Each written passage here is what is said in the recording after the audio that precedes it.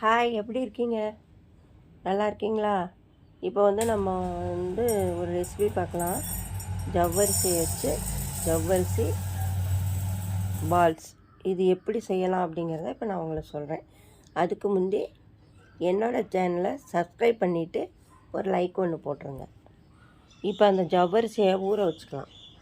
ஒரு பங்கு ஜவ்வரிசிக்கு ஒரு 2 பங்கு தண்ணி விட்டுருங்க. நீங்கள் எந்த மெஷர்மெண்ட்டில் எடுக்கிறீங்களோ அதில் 1 ஜவ்வரிசி போட்டிங்கன்னா 2 பங்கு தண்ணி.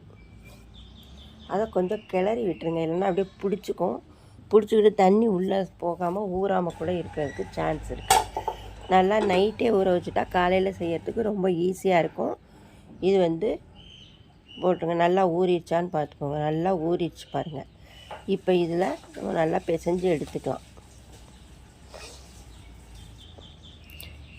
இதில் தண்ணி கொஞ்சம் கூட போயிடுச்சு அப்படின்னு நினச்சிங்கன்னா கொஞ்சம் மாவு போட்டுக்கலாம். அரிசி மாவு போட்டால் அவ்வளோ டேஸ்ட்டு வராது. நம்ம ஜவ்வரிசியவே பவுட்ரு பண்ணி இதில் போட்டு பிசைஞ்சு கொஞ்சம் நேரம் கழித்து ஊற வச்சுட்டு அப்புறமா நம்ம செய்யலாம். இப்போ நான் உடனே தான் செய்கிறேன். இப்போ பாருங்கள், கொஞ்சம் கையில் நெய் எடுத்துக்கோங்க. இதை நல்லா இந்த பால்ஸை கொஞ்சம் சர்க்கரை, இதில் சர்க்கரை போட்டுக்கோங்க. ஒரு ரெண்டு கரண்டி சர்க்கரை போட்டு பிசைஞ்சுக்கணும். கொஞ்சம் உப்பும் சர்க்கரையும் போட்டு இதை பிசைஞ்சு வச்சுக்கணும். பிசைஞ்சு உருட்டி வச்சுக்கோங்க. நல்லா உருண்டையாக நீங்கள் உங்களுக்கு பிடிச்ச சைஸில் உருட்டிக்கலாம். சிறுசாகவும் வச்சுக்கலாம், பெரிய பாலாகவும் வச்சுக்கலாம். இப்போ ஒரு தட்டில் உருட்டி இது எல்லாத்தையும் வச்சுட்டு நம்ம இப்போ நான் இதுக்கு 700 கிராம் 700 மில்லி பால் எடுத்திருக்கேன். பாக்கெட் பால் தான். இப்போ நான் அதை வச்சு ஊற்றி நம்ம இப்போ கொதிக்க விடலாம். இதெல்லாம் உருட்டி வச்சுட்டு உங்களுக்கு பிடிச்ச மாதிரி சைஸில் நீங்கள் உருட்டிக்கலாம். எடுத்துகிட்டு கையில் நெய்யை தடவிட்டு இந்த மாதிரி உருட்டி வச்சுக்கோங்க. இன்னும் கொஞ்சம் நேரம் விட்டேனாக்கா நல்லா ஊறி ஜவ்வரிசி மாவு போட்டது. ஆனால் நான் டைம் ஆயிடுச்சு அப்படிங்கிறதுக்காக சீக்கிரமே செய்கிறேன். இப்போ பாலை ஒரு பாக்கெட்டு 1/2 லிட்ரு பாலும் ஒரு 200 மில்லி எக்ஸ்ட்ரா நான் விட்டு 700 மில்லி பால் காய்ச்சுறேன். இது தேங்காய் பாலில் செஞ்சோம்னா ஃபஸ்ட்டு எடுக்கிற பாலை தனியாக வச்சுக்கணும். 2வது எடுக்கிற பாலும் அப்புறம் எடுக்கிற பாலையும் தேங்காய் பாலை ஊற்றி கொதிக்க விட்டு தான் இந்த உருண்டையை போடணும். அதுக்கப்புறமா லாஸ்ட்டாக தான் நம்ம முதல்ல எடுத்த பாலை அதில் ஊற்றணும். இப்போ இது பாருங்கள், நான் 700 பால் விட்டுருக்கேன். நல்லா கொதிச்சிட்ருக்கு. நல்லா கொதிக்கணும். கொதித்ததுக்கப்புறம் இந்த உருண்டை ஒன்றா எடுத்து அதில் போட்டுருங்க. உங்களுக்கு தேவையான அளவுக்கு நீங்கள் எடுத்துக்கலாம். பாலை நல்லா சுண்டி வந்துடும்.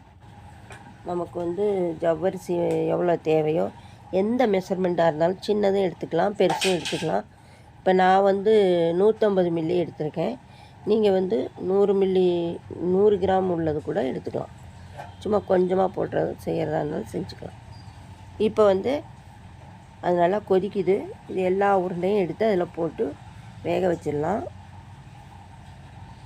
சப்ஸ்கிரைப் பண்ணிட்டீங்களா? தேங்க்யூ.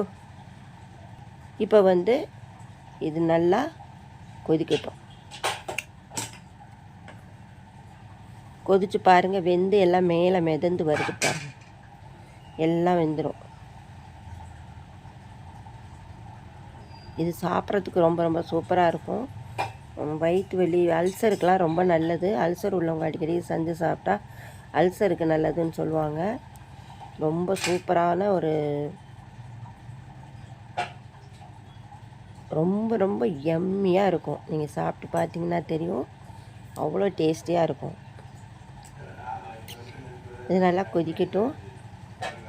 நல்லா வெந்து எல்லா உருண்டையும் வெந்து மேலே மிதக்குது பாருங்கள். ஒவ்வொன்றா போட்டு எல்லாம் வெந்துடட்டும். அதுக்குள்ளார பால் அப்படியே வற்றிடும். நல்லா வற்றி சுண்டி வரும். சாப்பிட்றதுக்கு ரொம்ப ஈஸி. நம்ம ஃப்ரிட்ஜில் வச்சோம் ஜில்லுன்னும் சாப்பிட்லாம், சூடாகவும் சாப்பிட்லாம்.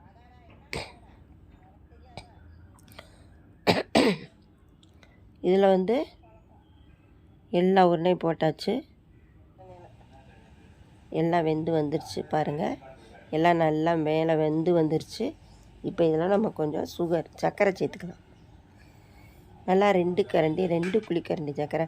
அதாவது நான் இப்போ ஒரு 100 கிராம் சர்க்கரைக்கு தான் சேர்க்குறேன். இது ரொம்ப சர்க்கரை இழுக்காது, அதனால் கொஞ்சமாக ஒரு 100 கிராம் சர்க்கரை இதில் சேர்த்துக்கலாம். அதுவும் சேர்த்து கொதிக்க விட்டுடலாம்.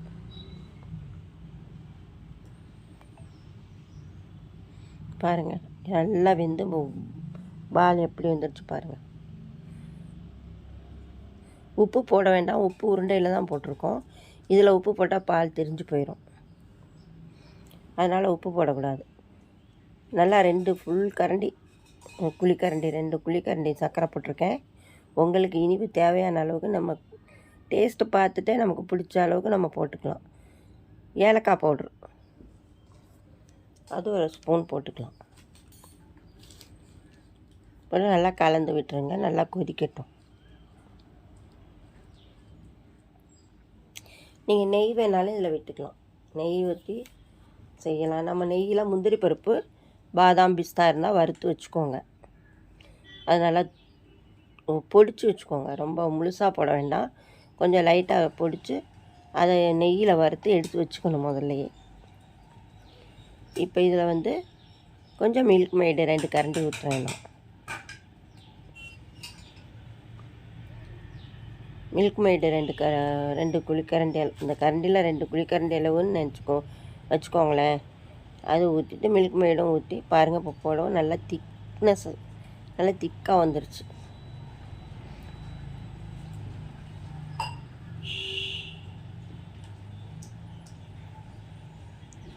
நல்லா வெந்ததும்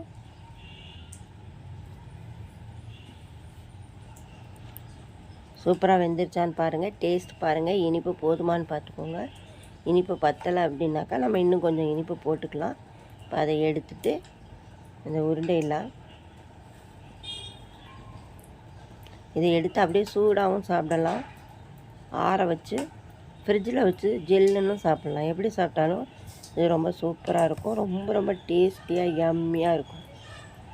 இது மேலே நம்ம வறுத்து வச்சுருக்க முந்திரி, பாதாம், பிஸ்தா இருந்தால் அதை மேலே தூவி எல்லாருக்கும் ஒரு சின்ன கிண்ணத்தில் போட்டு கொடுங்க.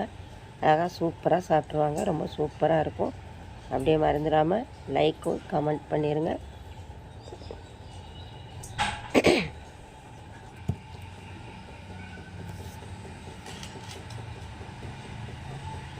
இது வரைக்கும் என்னோடய வீடியோ வாட்ச் பண்ண எல்லாருக்குமே தேங்க்யூ சொல்லிக்கிறேன்.